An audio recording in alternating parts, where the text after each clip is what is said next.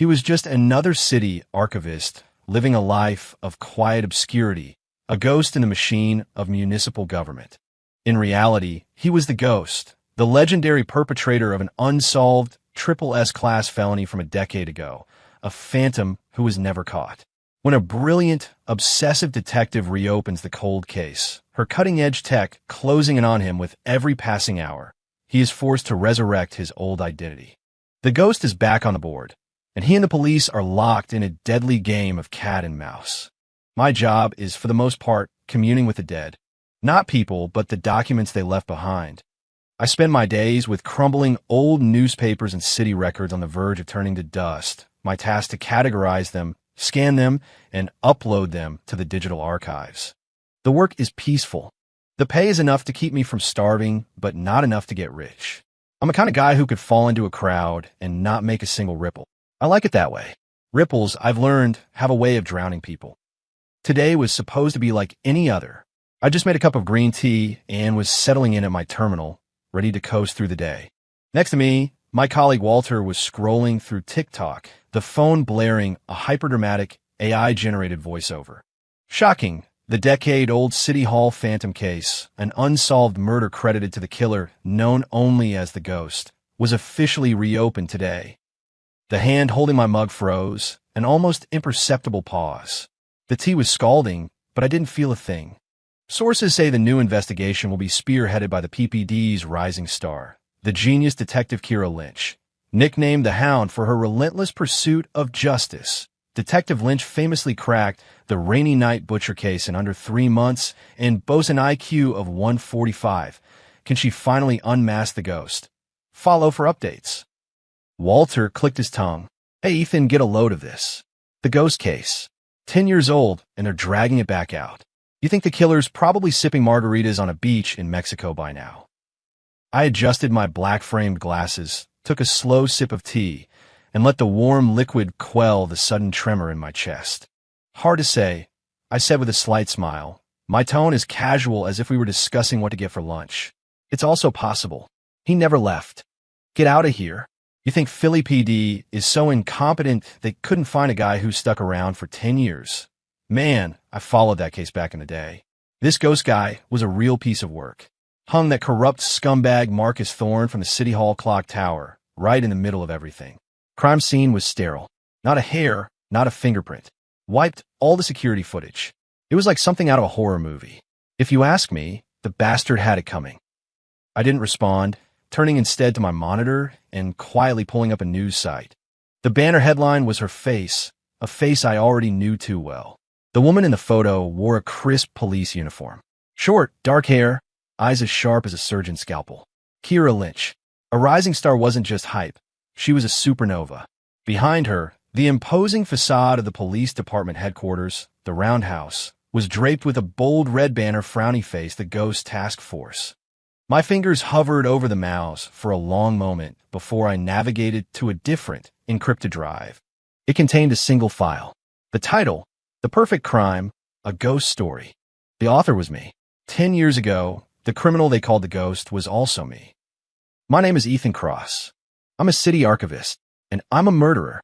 On the way home from work, I took a detour, walking through Dilworth Park at the foot of City Hall. A decade had changed this place. The police tape of yesterday was now the splash pad where children played. The spot where Marcus Thorne's body had hung, swaying in the breeze, now held a massive LED screen flashing advertisements for luxury watches. No one here remembered how, 10 years ago tonight, a man rotten to his core had met his end in the most humiliating way imaginable. They only remembered the moniker, the Ghost. In their minds, I was a phantom, a modern-day folk hero who could walk through walls. They had no idea I was just an ordinary man. An ordinary man who had calculated every single step down to the millimeter. Back in my apartment, I double-bolted the door and drew the blackout curtains, plunging the room into darkness. I didn't turn on the lights. Instead, I went to my bedroom, lifted a loose floorboard beneath the bed, and retrieved a dust-covered hard drive from a hidden compartment. I connected it to a ghost machine, a sterile laptop that had never touched the internet. The screen flickered to life. Streams of data and complex code scrolled past, finally settling on a login interface. At its center was the icon of a menacing, stylized ghost mask. This was the ghost's digital identity. 10 years. I thought it would sleep forever. But that woman, Kira Lynch, like a bloodhound that had caught a scent from a decade ago, was dragging me out of my comfortable den. I accessed a private, encrypted forum. A new message had been pinned to the top. PPD Insider Intel, K. Ed, has requisitioned Project Argus to run AI-enhanced forensic analysis on all low-resolution surveillance footage from the City Hall area 10 years ago. My pupils contracted. Project Argus. AI restoration. 10 years ago, I had physically destroyed every high-definition security camera in a 2-block radius. But there were some civilian cameras, ATMs, storefronts, dashboard cams, with skewed angles and grainy footage that were impossible to account for completely. With the technology of the time, that footage was nothing more than useless digital noise. But now AI could turn that noise, those pixels, into a face. My face. A cold sweat trickled down my temple. For 10 years, I thought I had gotten away with it. It turns out I was just on parole. And now, my executioner had arrived. That night, I had a dream. I was back on top of the City Hall clock tower. Marcus Thorne was at my feet, sobbing, begging me to spare his life. I ignored him, calmly fitting the noose around his neck. The wind was strong, whipping the hem of my coat. I watched his face contort as he choked, feeling no satisfaction, only a vast, cold emptiness. Then, I turned and walked away, descending the countless stairs of the tower. Behind me, the lights of the city glittered like a sea of fallen stars. I walked into that sea of light and never looked back. Inside the roundhouse, in the office of the Ghost Task Force, the air was thick with the smell of stale coffee and nicotine. Kira Lynch stood before a giant digital whiteboard, her eyes locked on the dense web of case files displayed across it. Her short hair was immaculate, but the bloodshot veins in her eyes betrayed the fact that she'd been awake for over 36 hours. Detective, Project Argus is up and running. First pass rendering is expected in 72 hours. A young tech agent reported, his own eyes shadowed with exhaustion. Kira nodded, her voice raspy. Tell the lab, I don't need a perfect render, I need a fast one. Push the render farm to its limits. I want to see something in 48 hours. Yes, ma'am. After the agent left, a veteran detective, Mac, set a cup of hot water on her desk. Kira, you need to pace yourself, he sighed. This case is a decade old. The file boxes alone are taller than you. You're not going to crack it in a couple of days. Kira picked up the cup, but didn't drink, just warmed her hands on it. Mac, do you know what the ghost's greatest skill was? She asked suddenly. Mac thought for a moment. Counter-surveillance? Crime scene sterilization? Nerves of steel? Kira shook her head. None of those. Her gaze returned to the whiteboard. His greatest skill was foresight. He wasn't just evading the police of his time. He was anticipating the forensic technology of our time. He operated from the future. 10 years ago, he knew that biometrics and digital footprints were everything. So, he wore a full, clean suit, gloves, and physically destroyed the core surveillance hard drives. He's like a grandmaster, seeing 100 moves ahead before he even touches a chess piece. Every step we're taking right now, he already accounted for. Mac was stunned. That's a hell of a thing. You're saying he could see the future. Not see it. He just did his homework with obsessive discipline. Kira picked up a stylus and drew a heavy circle around Marcus Thorne's name on the board. Thorne was the deputy commissioner of licenses and inspections. Massively corrupt, skimming millions off city contracts. A guy like that has a Rolodex full of enemies. But the ghost chose the most impossible time, in the most impossible place, to kill him in the most impossible way. It means the ghost knew Thorne better than anyone. He probably even knew that Thorne used the top of the clock tower as a private rendezvous spot to meet his mistresses, a place he always went to alone. So you're thinking it was someone he knew? No. Kira shook her head again. If it were an associate, they would have been flagged in the initial investigation. The ghost is a non-existent associate. He was a shadow who knew every detail of Thorne's life, but Thorne probably went to his grave without ever knowing who he was. She paused, her eyes growing even sharper. That's why our breakthrough won't come from Thorne's life. It'll come from the ghost's. Someone with this level of obsessive control, this perfectionism, had to have left a signature somewhere.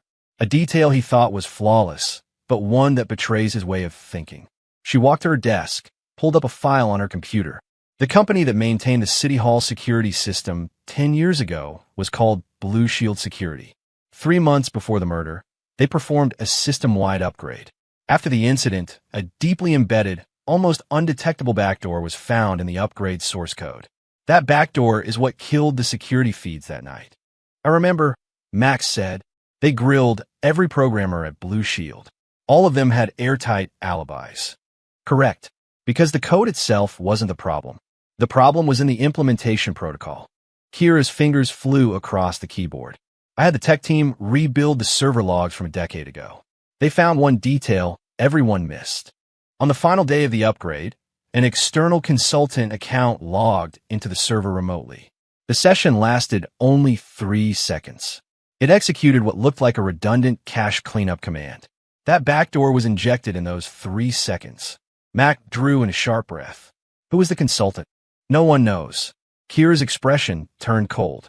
It was a temporary account, routed through a proxy chain and deleted upon logout. But the number of people who could have acquired that login and password and who knew the Blue Shield system inside and out is incredibly small. She printed out a list. This is every person involved in that system upgrade. Programmers, project managers, and the administrative staff who had access to the consultant account credentials. A total of 27 names. I want a new file open on every single one of them. I want to see what they've been doing for the last 10 years. I want to see who in the last decade has been living a life that doesn't quite fit. Kira's voice was quiet, but each word landed like a nail hammered into the silence of the office. Her unyielding, ferocious energy, the sheer obsession to claw out the truth, sent a shiver down Mac's spine. The woman really was a hound, and the ghost, now that he was her prey, was about to have some sleepless nights. The city archives always smelled of old paper and dust. I love that smell. It was the smell of anonymity, of being forgotten. It was the smell of safety. For the past few days, my routine hadn't changed. I clocked in, clocked out, shot the breeze with Walter, ate a $10 lunch from a food truck, and choked down the bitter Kira coffee in the afternoon.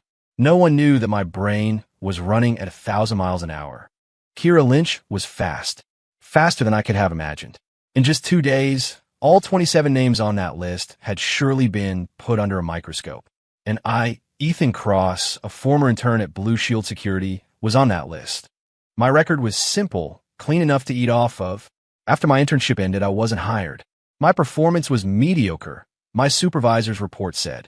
I bounced between a few temp jobs, doing menial data entry, before finally landing a stable, boring city government job at the archives where I'd been for the last 8 years.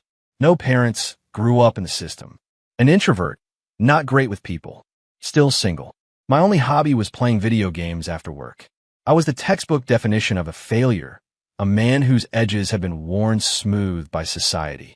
How could a person like that be connected to the brilliant, audacious killer known as the Ghost? This was the camouflage I'd spent 10 years weaving. A perfect camouflage of mediocrity. As for the most critical piece of the puzzle, my alibi for the night of the murder, it was absolutely flawless. I opened my computer and pulled up a local news archive from 10 years ago. September 14th, 2015. Massive server crash at Nexus Gaming Lounge in West Philadelphia causes outrage among hundreds of gamers, leading to minor chaos as player data is lost. I looked at the headline, a tiny, unnoticeable smile touching my lips. That night, I, Ethan Cross, was one of the victims of the server crash. Not only was I there, I was the one who made the biggest scene. I can still picture the greasy-haired manager, sweat beading on his forehead as I cornered him behind the counter, screaming my head off. Dozens of other gamers could vouch for me. Someone even took a video and posted it online. The gaming lounge was an hour-and-a-half drive from City Hall, and I was there the entire time. I never left. An alibi, so perfect it was a work of art. It was the cornerstone of my entire plan. To build it, I had become a regular at the Nexus Gaming Lounge for 3 months straight. I learned the brand of their servers, their model numbers, their system vulnerabilities. I even became friends with that unlucky manager, learning his login password after watching him type it in a dozen times. On the night of the murder, I used my phone to remotely trigger a logic bomb I had planted weeks earlier, crashing the entire network. Then, I was the first one out of my chair, my face a mask of righteous fury as I began the performance of a lifetime. No one would ever suspect the rage-filled gaming addict, furious over a dropped connection. I used that loud, obnoxious anger to hide the cold, calculating calm in my heart. So, Kira Lynch, what if you find out I was an intern at Blue Shield? What if you suspect me? What can you do? My alibi is ironclad. Just as that thought crossed my mind, the internal office phone rang. It was my supervisor. Ethan, could you come to my office for a minute? A couple of detectives from the PPD are here to ask you a few questions. My heart skipped a beat. They were here. It was finally happening. I took a deep breath, suppressed the storm of emotions inside me, and rearranged my face into its usual harmless, mild-mannered expression. Then I pushed back my chair and walked out. In the office, a veteran detective and a young woman in a sharp suit were sitting on the couch. The woman had short, dark hair and piercing eyes. It was Kira Lynch. She didn't speak immediately when she saw me. She just watched me, her gaze sweeping over me from head to toe, as if trying to peel back my skin to see what lay beneath. I looked down, affecting a nervous, fidgety posture, the perfectly normal reaction of an ordinary person confronted by the police. Ethan Cross, is that right? Lynch finally spoke, her voice colder than I'd expected. Don't be nervous. We just have a few routine questions. 10 years ago, you were an intern at Blue Shield Security, correct? Why, yes, detective. I stammered, my voice trembling just enough. Do you remember a major security system upgrade that took place in June of 2015? It was a long time ago. I don't really remember the details. I was just an intern, filing papers, making coffee. I didn't have access to any of the important stuff. I scratched my head, my face a perfect picture of clueless innocence. Lynch stared at me, silent for several seconds. The air in the room felt thick enough to choke on. Then, her line of questioning took a sharp turn. Do you play video games? I blinked, surprised by the question. Yeah, sometimes. After work to unwind. Ever been to the Nexus Gaming Lounge? Here it was, the main event. I nodded immediately, even injecting a hint of excitement into my voice, as if I had found a kindred spirit. Yeah, all the time back in the day. Best rigs in the city. You play detective. Lynch didn't answer. Instead, she pulled a photo from her file and placed it on the table in front of me. It was a blurry screenshot from a video, but you could clearly see a younger, skinnier version of me, jabbing my finger at a terrified-looking manager, my mouth open in a scream. That was me, 10 years ago. This is you, isn't it? Lynch asked. Her tone was flat, but it carried an undeniable weight. Yeah, that's me. I looked at the picture and gave an embarrassed laugh. I was young, stupid. Got way too into the game. Sorry you had to see that, detective. What was the date? September 14th. I'll never forget it. I answered instantly. I was playing Ethereum online, about to get this legendary epic weapon drop, and their whole damn server crashed. Man, that weapon cost me like $200 in raid materials. You better believe I was pissed. My answer was rich with detail, emotionally resonant, perfectly embodying the persona of a wronged victim. Kira Lynch listened quietly, her expression unreadable. When I was finished, she slowly picked up the photo and stood up. All right, that's all for now. Thank you for your cooperation, Mr. Cross. She walked to the door, then paused and looked back at me. By the way, Mr. Cross, what was the name of the weapon you lost that night? My heart hammered against my ribs. It was a trap. If I couldn't answer, or if I answered incorrectly, she'd know I was lying. My mind raced, pulling up a decade-old mental file of the game's entire arsenal. The Axe of Sundering, I said without hesitation, my voice firm. It was a warrior's in-game weapon. Only a handful of them on the entire server. A flicker of something. Was it disappointment? Respect passed through Kira Lynch's eyes. She said nothing more, turning and leaving with Mac in her wake. I remained standing in the office. My back was drenched in sweat. That brief exchange had been more exhausting than a marathon. I knew I had passed the test for now, but I also knew that Kira Lynch, the woman they called the Hound, had sunk her teeth into me, and she wasn't going to let go. The next few days were quiet, deceptively so. Lynch didn't come back. It was as if our meeting had been just another box to check on her long list of procedural tasks. But I knew it was the calm before the storm. She was waiting for the results from Project Argus. Once those renders came through, they would find it. In some neglected corner of the city, reflected in the window of a passing car, a figure in a hat and a mask would have left behind half a blurry profile. And that profile, after being processed through an AI running billions of calculations, would eventually resolve into a single identity. Ethan Cross. At that point, my perfect alibi would become a joke. How does a rage-addicted gamer screaming his head off in a West Philly land lounge simultaneously appear downtown at City Hall? I couldn't just sit here and wait for the axe to fall. I had to destroy that evidence before she got her hands on it. Or better yet, poison it. After work, I didn't go home. I drove to a massive micro center in the suburbs. Posing as a regular customer, I browsed the aisles, picking up a few hard drives, some RAM sticks, and a handful of cables. No one would know that hidden among these mundane components was a custom-built device, no larger than a USB stick, a passive signal sniffer, and wireless transmitter. It was an old creation of mine. I called it the Leech. The Leech could attach itself to the periphery of any Wi-Fi network, silently sniffing and recording all data packets passing through it, then broadcasting them through an encrypted channel to my receiver. My target was the Philadelphia Police Department's internal network. It was a top-security, air-gapped system, supposedly impossible to breach from the outside. Under normal circumstances, hacking into it would be pure fantasy.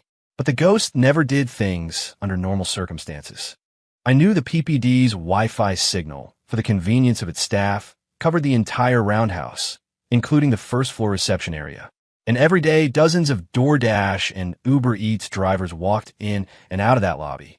All I had to do was slip the Leech into one of their pockets without them ever knowing. The plan was incredibly risky. One wrong move, one suspicious glance, and I'd be finished. But I had no other choice. I found a fast food joint near the electronics store and ordered the cheapest combo meal on the menu. Then, I opened the DoorDash app on a burner phone and placed an order for a lavish spread of gourmet coffee and pastries. The delivery address was the PPD's Homicide Division. The recipient, Detective Kira Lynch. In the delivery notes, I added, "Det. Lynch, you're an inspiration." From an admirer. It was sickening, but it would work. 30 minutes later, a young man in a bright red DoorDash jacket walked into the restaurant to pick up an order. I ate my burger, watching him from the corner of my eye. I would only get one shot. I stood up, pretending to head for the restroom, timing my path to intersect with his. As we brushed past each other, my fingers, light as a feather, flicked the Leech, smaller than a quarter, from my palm. It slid silently into the side pocket of his jacket. The entire motion took less than a tenth of a second. He never broke his stride. He grabbed the order and hurried out. I returned to my table and calmly finished my last French fry. The first piece was on the board. Back home, I immediately powered up my command console. It was a Frankenstein's monster of a machine, pieced together from a dozen old smartphones and salvaged motherboards, but its processing power rivaled that of a small server. On the screen, a red dot tracked across a map of the city, finally stopping at the location of the roundhouse. A few seconds later, a new window popped up. Leech connected. Sniffing initiated. A waterfall of data began to cascade down the screen. Countless encrypted information packets flickered past my eyes. The PPD network was, as expected, air-gapped. No core data was ever transmitted over Wi-Fi. But people aren't machines. People make mistakes. There would always be one or two junior officers looking for a shortcut who would connect a personal device to the internal network to transfer some unimportant file. And that was what I was waiting for. I waited all night. Just as dawn was breaking, one data packet caught my eye.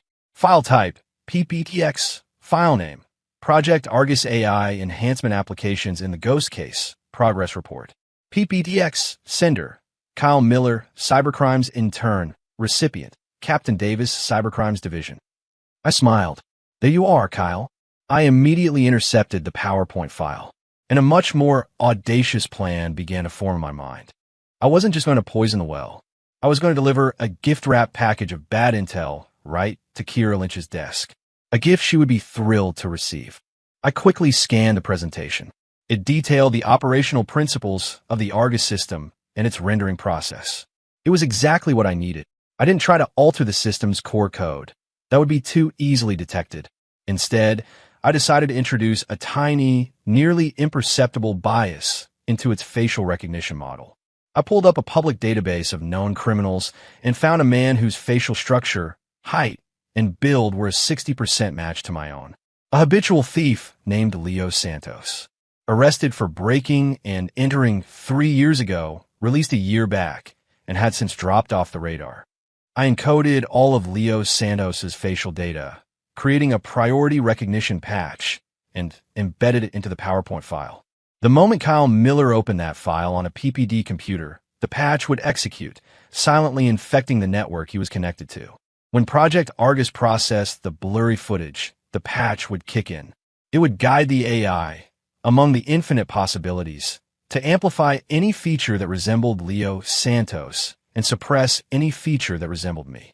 In the end, the system would generate a face that looked almost exactly like Leo Santos, but with just enough of my features to seem plausible. A face that would be more than enough to send the entire task force chasing its tail down a dead-end street. Once I was done, I repackaged the modified PowerPoint and released it back into the data stream. Its mission complete. The leech triggered its self-destruct sequence. Its internal microcapacitor overloaded, generating a burst of heat intense enough to melt the chip and circuit board into an unrecoverable slag of silicon. Clean, untraceable. I leaned back in my chair, watching the sky outside turn a pale gray, and let out a long, slow breath. Kira, I prepared a brand new ghost for you. I hope you like him. 48 hours later, in the task force office, everyone was crowded around the main monitor. The tension was palpable. The Project Argus AI render was in its final computational phase. On the screen, the grainy, 2-second clip from a decade ago was being analyzed frame by frame. A figure in a hat and mask, flashing through the darkness. Kira stared at the screen, forgetting to breathe. This was the closest anyone had come to seeing the ghost in 10 years. Render progress at 99%. Generating facial composite. Cross-referencing database. The room held its breath. Finally, the progress bar hit 100%. A fully rendered, 3D facial composite materialized in the center of the screen. It was the face of a man in his late 20s or early 30s, with unremarkable features. The kind of face you'd forget the second you saw it. Run it against the criminal database now, Kira commanded. A few seconds later, a match popped up. Match probability, 92. 8%. Name, Leo Santos. ID hashtag. For X times X times X times X times X times X times X times X times X. Criminal record. Multiple convictions for theft, BNE between 2012 and 2022. Current status, at large. Warrant issued. The office erupted in cheers. We got him. That's him. Pull everything we have on this Santos guy now. 10 years. We finally got the bastard's tail. Only Kira remained still. She frowned, her eyes locked on the face on the screen. Something was wrong. The face was too clean, too perfect. It almost looked like a stock photo. And besides, could a small-time B&E artist really have the discipline and technical skill to pull off a crime like the ghosts? Kira. Mac touched her arm, seeing her expression. This is it. The big one. Why the long face? Mac, look at him. Kira pointed to the screen. Doesn't he look a little like someone we've already interviewed? Mac leaned in, studying the face for a long moment before shaking his head. Doesn't ring a bell. He looks like the archivist. Ethan Cross, Kira said, each word deliberate. Cross. Mac was baffled. Nah, Cross is a skinny guy with glasses. Looks like he wouldn't hurt a fly. This Santos guy looks like a rat. Besides, Cross has that perfect alibi, remember? You're right, at first glance, they don't look alike. A dangerous light glinted in Kira's eyes. But ignore the hair and the expression. Look at the bone structure, the brow ridge, the bridge of the nose, the jawline. Mentally overlay them. Their underlying structure is at least a 50% match. The more she spoke, the heavier the suspicion in her heart became. It was all too convenient, too neat. It felt like it had been arranged by someone. First, the mysterious external consultant in the server logs. Now this AI-generated face. It was as if an invisible hand was steering their investigation, steering them directly to this unlucky patsy, Leo Santos, while the real puppeteer used the distraction to slip away. No, Kira slammed her hand on the desk. Something's wrong. We're being played. What? The cheering in the room died down. Halt all efforts to track down Leo Santos. Kira's voice left no room for argument.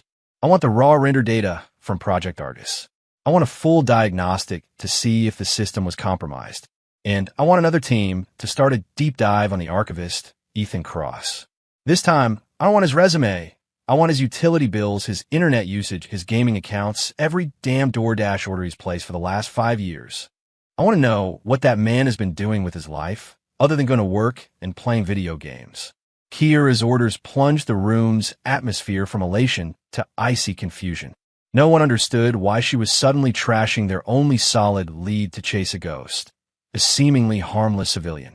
But they didn't dare question her. They knew Detective Lynch's instincts were legendary.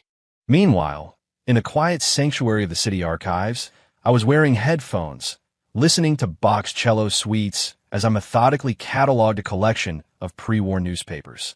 My phone was on the desk beside me, screen dark, but on that screen, if one were to look, was a map of the micro center in the suburbs. A tiny, invisible red that was blinking inside a small, third-party computer repair kiosk. That was the location of a digital voice recorder I had accidentally left on the counter yesterday. And that recorder was currently picking up every sound from a bug-eyed planet in Kira's office, streaming every single word. She spoke directly to the earbuds hidden in my ears. Looks a little like someone we've already interviewed. The archivist, Ethan Cross. Every damn DoorDash order he's placed. I want it all. Hearing this, the corners of my mouth tilted upward in a slight, private smile. So, Kira, you didn't disappoint me after all. You're even smarter than I gave you credit for. Unfortunately for you, you're not hunting a man. You're hunting a ghost. I knew a faked AI render wouldn't fool you for long. My goal was never to make you believe Leo Santos was the killer. My goal was to make you shift your focus from the technology to me. To make you dig into my life, my daily routines. Because the second gift I prepare for you is hidden right there, buried in the mundane, boring trash of my perfectly ordinary life. A fatal coincidence. The interrogation room at the Roundhouse was as cold as a meat locker. I sat on a steel chair, my wrists uncuffed, but the gesture did nothing to warm the chill that had settled deep in my bones. Across from me, Kira Lynch sat with her arms crossed, her face a blank mask. This was our second meeting. Only 3 days had passed since the first. Mr. Cross, we meet again, she said. Her voice was as cold as the air conditioning. I pushed my glasses up my nose, my expression a mix of fear and confusion. Detective, what? What is this about? Nothing major. Kira pulled out the chair opposite me and sat, tossing a file onto the metal table. I just wanted to ask you to explain this. I looked down. It was a printout of my in-game purchase history for an online game. The top line item was a charge for $500. The transaction date was July 8th of last year. I play a game. I bought some in-game items. That's not a crime, is it? I asked, my voice small. No, it's not, Kira said with a smile that didn't reach her eyes. But the company that runs that game had its servers hacked by an international syndicate on the evening of July 8th last year. They were down for hours. My heart sank. And the CEO of that gaming company happens to be one of the original founders of Blue Shield Security. Kira leaned forward slightly, her sharp gaze feeling like it could pierce my chest. What's even more of a coincidence is that our cybercrimes unit found that the code used in the server attack shares a signature, a distinct style that is remarkably similar to the code used to plant the backdoor at Blue Shield 10 years ago. She paused, then delivered the final blow. So, Ethan, can you please tell me why it is that every time an incident related to the ghost occurs, you just happen to be there, an innocent victim caught in the crossfire? The room was utterly silent. I could hear the frantic pounding of my own heart. There it was, the second card she was meant to find. This was the fatal coincidence I had laid for her. The server crash at the LAN Lounge 10 years ago was a coincidence. The server hack of the gaming company last year was another coincidence. Once is an accident, twice is a pattern. Her suspicion was justified. I was the one who hacked that gaming company. The CEO was my old supervisor at Blue Shield, the man who stole my work and then had me fired. I'd merely given him a taste of his own medicine. But I never expected Kira to connect two seemingly unrelated events so quickly. My mind was spinning. Don't panic. Do not panic. The slightest sign of fear now would be the nail in my coffin. I had to be innocent. I had to be the unluckiest man in Philadelphia. I looked up, my eyes wide with shock, hurt, and a touch of righteous anger. Detective, what are you implying? My voice cracked. Just because I have bad luck, just because a server gets hacked when I happen to be playing, that makes me a suspect. What kind of logic is that? Was the hacker supposed to send me a text message telling me not to buy anything that night? It was an Oscar-worthy performance. I mirrored every micro-expression, every subtle shift in body language of an ordinary person being unjustly accused by the police. Kira watched me, unmoved. Your reaction is exactly what I expected, she said slowly. So I had my team dig into a few other things. She produced another printout. These are your DoorDash orders for the past 3 years. You seem to be very fond of a small family-run restaurant called Santos Cocina. You order from there twice a week, on average. I stared at her, confused. Food orders. What did that have to do with anything? And the owner of Santos Cocina, Kira said, her voice dropping, is Maria Santos, the older sister of Leo Santos. Boom. A bomb went off inside my head. Leo Santos. The patsy. The fall guy I had so carefully selected. I never could have imagined that my favorite takeout spot, the one place I ordered from consistently, was connected to him. This wasn't part of my design. This was a real, uncontrollable, and absolutely fatal coincidence. Cold sweat instantly soaked through the back of my shirt. I was done for. My mind went completely blank. All my plans, all my carefully constructed layers of deception had just been undone by a bowl of mofongo I'd eaten 100 times. Nothing to say. Kira looked at my pale face, a hint of triumph finally touching her lips. Ethan, or should I call you the ghost? You played a masterful game, but you can't account for everything. You can't account for a person's habits, their favorite foods. You faked the AI render to lead us to Leo Santos. You must have researched him, known he was the perfect scapegoat, but you never thought to check who owned your favorite restaurant, linking you to him in the most ironic way possible. Now, I have a questionable alibi, a direct link to the patsy, and a digital signature connecting you to 2 crime scenes. Are you going to keep up this act? The fluorescent lights of the interrogation room hummed. I looked at Kira's face, her confidence radiating now that she had me cornered, and I felt my blood run cold. I had lost, utterly and completely. Just as I was about to give up, as the walls were closing in, a thought, like a flash of lightning, cut through the fog in my brain. No, wait. This was too smooth. The coincidence Kira had found was too perfect. It was a narrative straight out of a movie. It wasn't real. It felt like someone had handed it to her on a silver platter. My head snapped up. I stared directly into Kira's eyes. I have one question, detective, I said, my voice hoarse but suddenly steady. Go on. How did you know the owner of Santos Cocina was Leo Santos's sister? Kira paused for a fraction of a second, clearly not expecting the question. It's a matter of public record. We ran her name, and the family connection came up. No, I shook my head. Maria Santos, 41 years old, a widow. Her official records show only one son. No siblings. Her family's records from their hometown in Puerto Rico were destroyed in a hurricane 20 years ago. There's no official paper trail linking her to Leo. For you to establish that connection this fast, there's only one way it could have happened. I held her gaze, my voice dropping to a near whisper. Someone called in an anonymous tip. Did they? 7. For a split second, something flickered in Kira Lynch's eyes. She quickly regained her composure. You have a vivid imagination, Mr. Cross. Perhaps you should be writing novels instead of wasting your talent in the city archives. It's not my imagination, and you know it, I said calmly. You received a call from a burner phone. The person on the other end told you to look into a restaurant called Santos Cocina. Am I wrong? Kira neither confirmed nor denied it. She simply picked up the glass of water on the table and took a sip, a classic move to stall for time and hide her expression.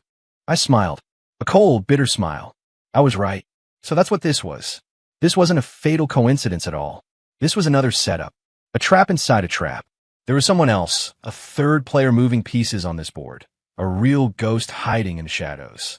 And he was using Detective Lynch as his weapon to eliminate me. Who could it be? My mind raced, flashing through every person, every detail connected to the plan from a decade ago. Suddenly, a name surfaced from the depths. A name I thought I'd buried forever. The Rat. I didn't realize I'd said the name aloud until I saw Kira's brow furrow. What did you say? She asked. I quickly shook my head. Nothing, Detective. My head's a little scrambled right now. As it should be, Kira said, putting down her glass, seizing control once more. Ethan, I don't care who the tip came from. Right now, every piece of evidence we have is pointing at you. I'm giving you one last chance. Confess now. It's your only path to a plea deal. I looked at her and almost laughed. The two of us, sitting here, thinking we were the players. We were just pawns, both being manipulated by the man they called the Rat. I have nothing to confess, I said, leaning back in my chair, a strange sense of calm washing over me. I didn't kill anyone. I can't explain the coincidences you mentioned, but coincidences are not evidence. You have no direct proof that I'm a ghost. I have my gut, Kira stated coldly. Your gut can't get a conviction. No, but it can give me a warrant to place you under 24/7 surveillance. Kira stood up, looking down at me. Ethan, from this moment on, every meal you eat, every call you make, every person you meet will be logged and analyzed. Let's see how long you can hide your tail. With that, she turned and left the interrogation room. I knew it was a bluff. They didn't have enough to hold me, so they had to let me go. But she was also right. The moment I walked out of the roundhouse, I would be a man living under a microscope. 30 minutes later, I stepped out of the police headquarters. The afternoon sun was blinding. I squinted instinctively. I could feel them, eyes on me from the crowd, from the coffee shop across the street, from the unmarked cars parked along the curb. I ignored them and boarded a city bus. I had to confirm something. Immediately, I had to know if the Rat was truly back in the game. The Rat was an information broker I had hired on the dark web 10 years ago. He was a genius and a psychopath. I paid him an exorbitant, untraceable fee in crypto to get me the internal schematics for Blue Shield security and the login credentials for that temporary external consultant account. Once our business was concluded, as per our agreement, I destroyed every channel of communication we had ever used. I thought we were done, but I had overlooked one critical detail. The Rat was the only person who knew the ghost plan, but wasn't directly involved in its execution. He was the only person who could betray me. But why now? Why after 10 years? Was it for money? Or something else entirely? I had to find him. The bus dropped me off in an old, rundown neighborhood. I walked into a seedy gaming cafe, the kind with sticky keyboards and the lingering smell of energy drinks, and took a machine in the darkest corner. I didn't log into any of my accounts. Using an anonymous guest pass, I accessed an ancient text-based forum, a relic from the early days of the internet. This was our emergency contact protocol. I found an encrypted thread, scrolled to the bottom, and typed a single line. The wind is cold on the clock tower. It was our prearranged code. If he saw it, he would know I was looking for him. I logged off, left the cafe, and began to wander aimlessly through the old neighborhood's narrow streets. I was killing time, but I was also observing, watching the watchers who were tailing me. An hour later, my burner phone vibrated. An anonymous text message. It contained only an address. North Philly, the old Keystone packing plant. Midnight. I stared at the message, my expression turning to ice. I knew it was probably a trap. The Rat could be working with the police. This meeting could be an elaborate sting to catch me red-handed. But I also knew I had to go. It was my only chance to break the stalemate. Midnight. The abandoned Keystone meatpacking plant. The place had been derelict for decades. The air hung thick with the metallic stench of rust and the phantom smell of decay. I walked alone into the cavernous, dilapidated factory. The inside was pitch black, save for a few pale beams of moonlight cutting through holes in the corrugated roof. In the center of the vast space, a small, wiry figure sat with his back to me, perched on a pile of rusted meat hooks. You came. His voice was high and grating, like his namesake, the voice of something that scurried in the darkness. Why did you sell me out? I asked, getting straight to the point. The rat slowly turned around. He was wearing a ridiculously cheerful Mickey Mouse mask. "Sell you out." He chuckled, a sound like scraping metal. "No, no, no. I wasn't selling you out. I was helping you. Helping me, of course." The rat hopped off the hooks and spread his arms wide, like a demented ringmaster. "Aren't you bored? 10 years of that pathetic life. The ghost shouldn't be some forgotten loser rotting in a dusty archive. He should be on stage, in the spotlight, basking in the applause and the screams." "You're insane," I said flatly. "I'm not insane." His tone suddenly became feverish. "I'm a producer. I wanted to see a good show.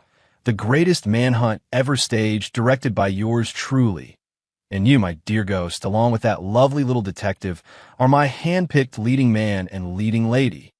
As he spoke, he pulled something from his coat and tossed it to me. I caught it. It was a small, wireless detonator. "A little opening night gift," the rat said, his voice dripping with theatrical glee. "By now, your detective friend has surely surrounded the place. All you have to do is press that little red button, and this entire slaughterhouse, along with all those pesky flies outside, will go up in a beautiful cloud of smoke.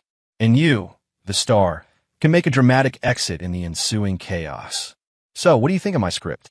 I gripped the cold plastic of the detonator, my eyes locked on the madman in front of me. I finally understood. He didn't want money. He wanted chaos. He wanted a spectacle. He wanted to turn my crime into his own personal, bloody reality show. The wail of sirens grew in the distance, quickly multiplying, closing in. Flashing red and blue lights painted the decaying walls of the meatpacking plant, turning the dead space into a pulsating, hellish theater. The rat was right. Kira had brought her army. She had used me as bait, hoping to draw out the anonymous informant and catch us both. She'd gotten half the equation right. She just didn't know the show's director had already written her apart in the explosive finale. "What's the matter? Scared to push the button?" The rat taunted, his masked face tilted. "Or has a decade of pushing paper filed down the ghost claws?" I ignored him. My mind was operating at a speed I hadn't accessed in 10 years. If I pressed the button, I might escape, but the explosion would kill or injure dozens of officers, very likely including Kira, the line I had drawn for myself. Only killing the guilty would be erased forever. My crime would become a massacre. If I didn't press it, the rat and I would both be captured. He would sing like a canary, telling them everything, and I would be finished anyway. It was a checkmate, a perfect trap designed by a lunatic. "The clock is ticking, my dear protagonist," the rat chirped gleefully. "They'll be storming the gates any second now." I took a deep breath and looked up at him. "Why should I trust you?" I asked coldly. "How do I know this detonator isn't a fake? How do I know you even planted any bombs?" "You could always take a gamble," the rat said with a shrug. "A gamble with your life. And the pretty detective's life, too." I said nothing. Outside, Kira's voice, amplified by a bullhorn, cut through the night. It was crisp, calm, and commanding. "To the people inside, you are surrounded. Throw down your weapons and come out with your hands up. I repeat." The rat listened to her voice, his shoulders shaking with silent laughter. Listen to her. Our leading lady has such stage presence.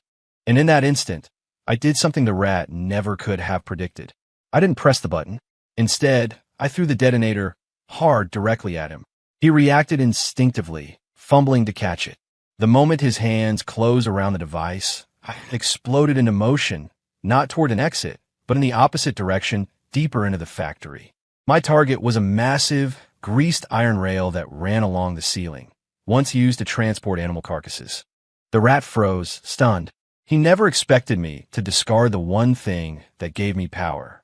He never expected me to choose flight. Kira and the police outside were just as stunned. On their thermal scopes, they saw one heat signature throw an object to the other, and the first signature suddenly launch into a frantic sprint. "Suspect is on the move. He's trying to escape. All units breach, breach." And in that critical second, as every eye was drawn to my desperate escape, the rat, the madman in the Mickey Mouse mask, looked down at the detonator in his hands and understood my play. I wasn't running away. I was passing the buck. I had thrown the burning fuse into his hands. Now he had to make the choice. Press the button and go out in a blaze of glory, or surrender. Ha, ha, ha. A wild, unhinged laugh echoed through the cavernous space. Brilliant. Oh, that's just brilliant. Ethan, you truly have not disappointed me. Still laughing, he slammed his thumb down on the red button. Nothing happened. No explosion. No fireball. The meatpacking plant was silent, save for the approaching sounds of police boots. The detonator was a fake. The rat had been playing me and the police from the very beginning. There were no bombs. He just wanted to watch the show. A live-action psychological experiment to see what I and Kira would do when pushed to the absolute limit. In that 1 second of stunned silence from all parties, I had already reached the rail. I leaped, grabbed it, and used my momentum to swing myself high into the rafters, landing perfectly on the ledge of an industrial ventilation shaft. It was the only escape route I had mapped out the moment I stepped inside. The rat, after seeing the button do nothing, showed no sign of panic. Instead, like an actor taking his final bow, he turned to his invisible audience in the empty factory and gave a deep, theatrical bow. Then, he pulled something else from his coat. A second device. A small, real remote bomb. He placed it on the floor at his feet. And then, he pressed another detonator, this one reel. Boom! A deafening roar. A brilliant flash of light erupted from the center of the plant.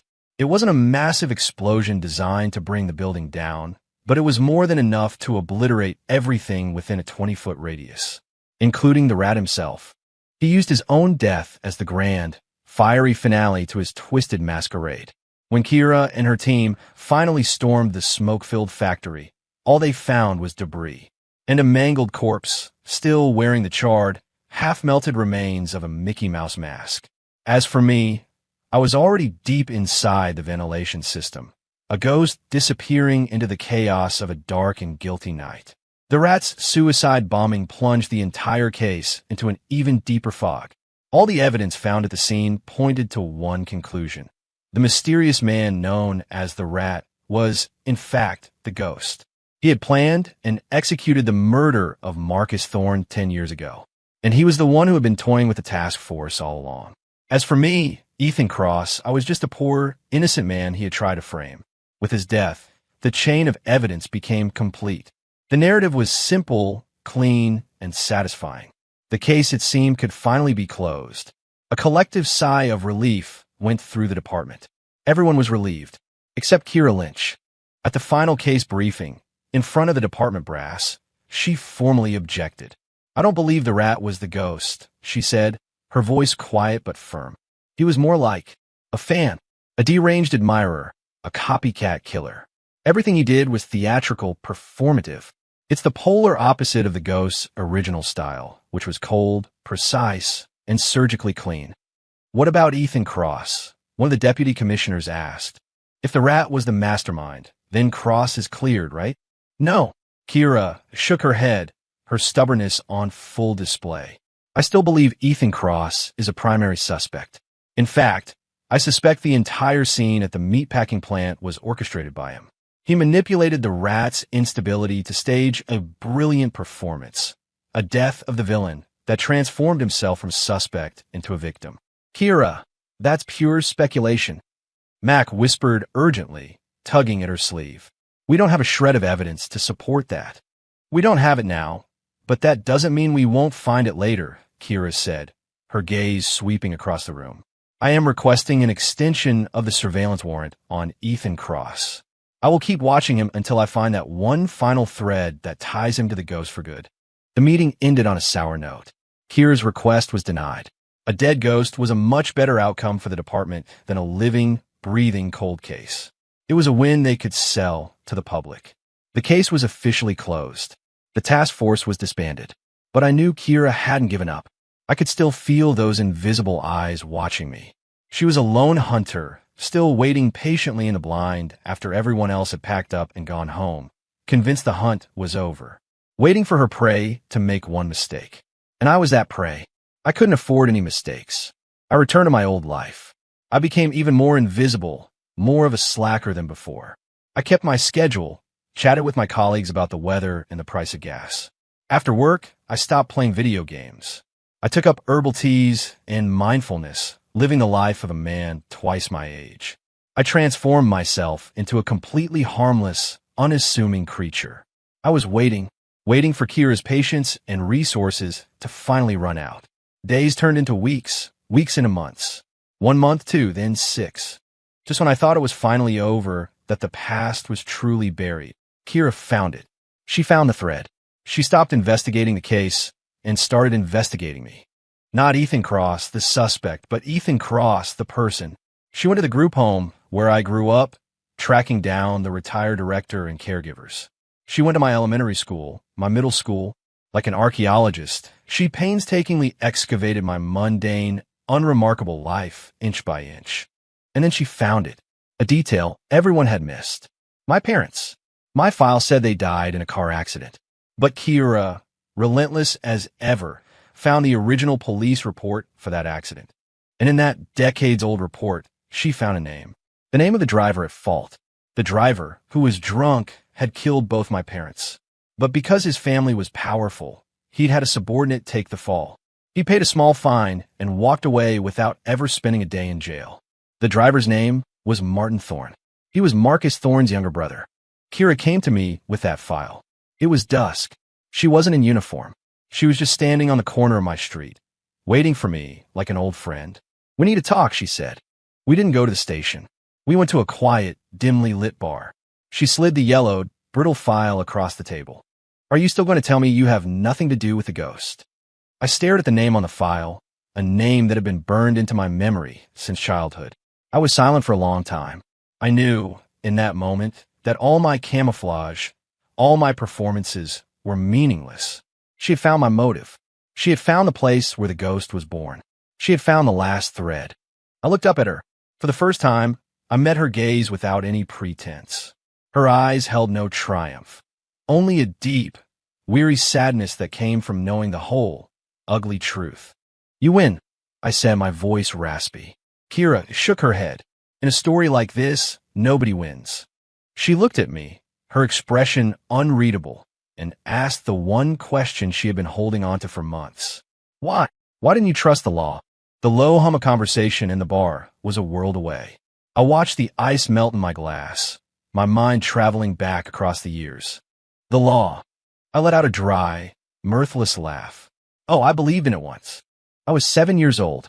I was hiding in a closet when Martin Thorne and his thugs broke into our house. I watched them tear the place apart, looking for the ledger my father had hidden, the proof of his brother Marcus's corruption. My mother was holding me, begging them to stop. He kicked her aside. My father was an accountant, an honest man. His only crime was discovering what Marcus Thorne was doing. For that, they ran him off the road and made it look like an accident. I told the police. I was 7 years old, and I told them again and again that it wasn't an accident. It was murder. But who would believe a traumatized kid? No one.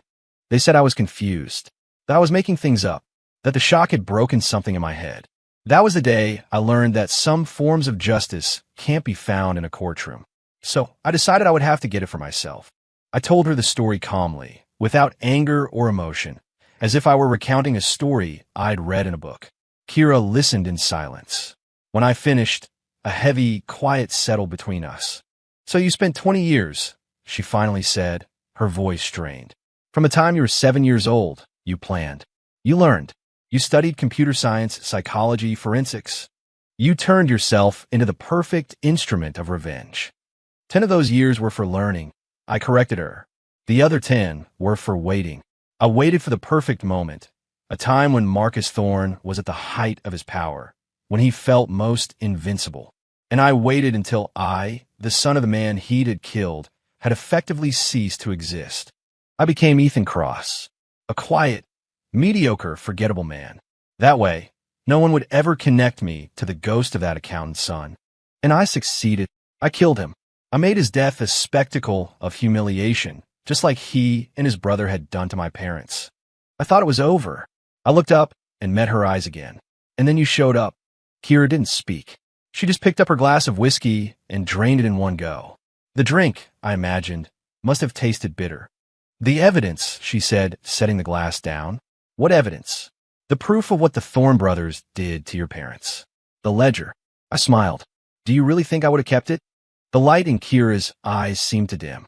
She knew I was telling the truth. All she had was a decades-old police report that gave me a motive. But she had nothing, no physical evidence, no witness that could prove I was the ghost.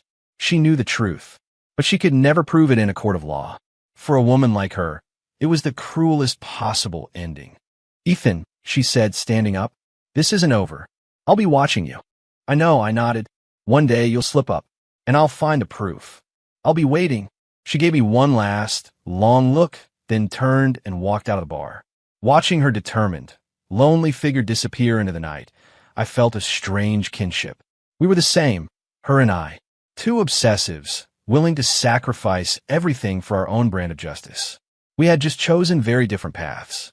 I didn't go back to the archives. I drove to a cemetery on the outskirts of the city. I stood before my parents' headstone for a long, long time. The photos on the marble were faded from years of sun and rain. I placed a bouquet of white chrysanthemums on the grass. "Mom, Dad, it's over."